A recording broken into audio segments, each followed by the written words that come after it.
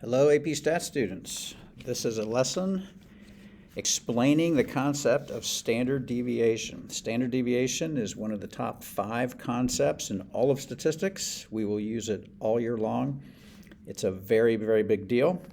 So let's go back just a little bit. We have learned already 2 statistics that measure the spread or the variation of a data set. We know how to calculate range. Range is simply the maximum minus the minimum. We know how to calculate IQR. IQR is quartile 3 minus quartile 1. Both of these are considered to be measurements of variation or measurements of spread. They're statistics, and they're fairly easy to calculate from a set of data. But there is a limitation. The limitation is they only use 2 values. The range only uses the max and the min to calculate the statistic, and the interquartile range only uses quartiles 3 and 1. So you're only using 2 values out of the entire data set, and data sets, can have hundreds and hundreds of values. So that would be the drawback, is that it's really pretty limited in what it can tell you. But the idea of standard deviation, on the other hand, standard deviation, by definition, is the typical, which you could substitute average, the typical or the average variation or the average distance of the data from the mean. It's kind of an average distance from the mean. That's what standard deviation is. Therefore, one of the cool things about this and one of the good things about this is that it uses all the data. Every single piece of data is used to calculate the standard deviation. Therefore, it's a little more comprehensive, and it just has some advantages that it's really, it's representing all the data. It's not just representing 2 values. And so there's many reasons why standard deviation is a more comprehensive summary of variation or spread. So to demonstrate that, we're going to use a very simple data set like we did recently, except we're going to put dollars on it. So these are going to be units. That is helpful in some way later, you'll see. So pretend these are dollar amounts, 1, 2, 3, 4, 5. If we're going to find the distance from the mean, then of course we need to calculate the mean. So if you add these up and divide by 5, you would get $3. The mean is $3. So therefore, if we're going to find the average distance from the mean, then one way we could do it is find out how far 1 is from the mean and how far 2 is from the mean by subtracting. Find the deviations or the distances of all the data, each of the data from the mean. And if we do that, that will be the sum of all the deviations. And if we divide that by 5, that should give us the average deviation from the mean. I'm going to let you calculate that real quick. Probably could just do it in your head. If you add up those 5 numbers, divide by 5, see what you get.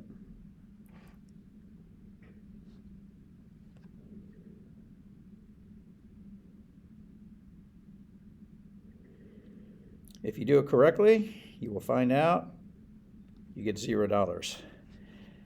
And so obviously that can't be right. There's not no deviation. There's definitely some deviation from 3 in the data set. So what happened? Well, we didn't consider the negatives canceling with the positives. That's what happened. And so that is not a correct methodology to calculate the average deviation. If there's no deviation, then the numbers would all be the same, like 3, 3, 3, 3, 3. That would be 0 deviation from the mean. So something went wrong, and of course, I'm being a little facetious here. We would not want to do it this way because that would always happen. The negatives and the positives would cancel, and you'd get 0. What we should have done is taken maybe the absolute difference. Like the difference between 1 and 3 would be 2. That would be a positive difference. And we can do that by finding the absolute value of all these differences. So now if we substitute absolute value signs for the parentheses, now we're going to get a positive sum. And if we do this correctly, if we add up all the absolute differences and divide by 5, that should be a little more reasonable. Now we get 6/5, which if it's dollars and cents would be $1.20. That's a little more reasonable because the biggest deviation from 3 is 2. Smallest deviation from 3 is 0, and $1.20 is in the middle of that, so that makes some sense. And this is something. It's not the standard deviation, actually, but this is called the mean absolute difference. You do not have to know that. That's not in our AP Stats curriculum, but that is a thing. You might see that in a college book somewhere. That is a measurement of overall variation of a data set. It's called the mean absolute difference. But that is not what we are looking for. We're looking for standard deviation. So that requires a little fancier mathematics. Because there's another way we could have made all these differences positive, and that would be squaring. We could have squared all of these differences, and that also would have produced a positive number. So let's just see what that would do. If we squared all these differences instead of taking the absolute value of all these differences, let's just see what we would get. That should give us a positive sum. And again, we want to find the average, so we would divide by 5. And if you do that correctly, you'll find out that's 10/5 or 2. But here's the kicker. What are the units for the 2? The answer is 2, but what units? Is it dollars? Well, no, it's not dollars, because remember, we squared these dollars. All these differences that we had, we squared them, and so the units technically would be square dollars. Well, that's nonsense. We started with dollars in our data set. We want a statistic that's in dollars. We don't have that yet. We just have 2 square dollars, which of course is nonsense. Well, that's an easy fix. All we would have to do to fix it and get it back to dollars is take the square root of 2, and that would get us back to dollars. So now we've got $1.41, and that's at least reasonable. It's between, the maximum distance of 2 and the minimum distance of 3, or of 0. So $1.41 is reasonable, but here's where it gets a little tricky. Mathematicians, in looking at some deeper things, have decided that to get a better answer for standard deviation, we have to divide by 1 less than 5. So instead of finding like the true average, which is dividing by how many numbers we had, we have to divide by 1 less than that. There's a mathematically deep reason why we do that. It has to do with degrees of freedom. So I can't fully explain right now because we haven't learned enough about statistics. We have to learn Chapter 7 stuff before this will make sense. But this is now the correct way to do standard deviation, is that we have to divide by 4. So now the actual standard deviation calculation is going to be everything we did in the numerator. That's fine. That was not a problem. That's 10.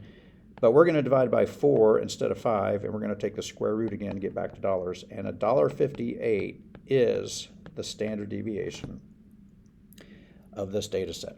1.58, or in this case $1.58, is the standard deviation.